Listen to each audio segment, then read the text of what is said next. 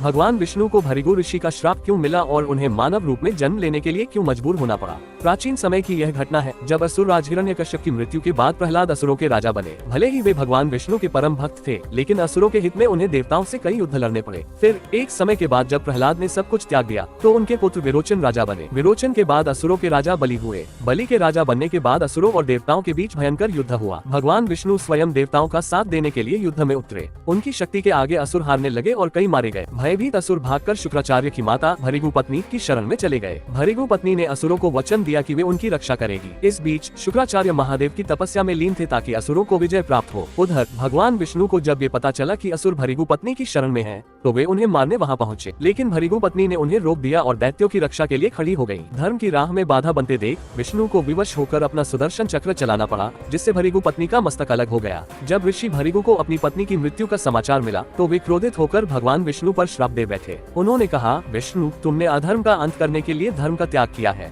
इसलिए अब तुम्हें मानव योनि में जन्म लेना होगा और हर बार अपने कर्मों का फल भुगतना होगा। भृगु ऋषि के इस श्राप के कारण भगवान विष्णु ने मानव रूप में कई अवतार लिए, जिनमें राम और कृष्ण के अवतार प्रमुख हैं।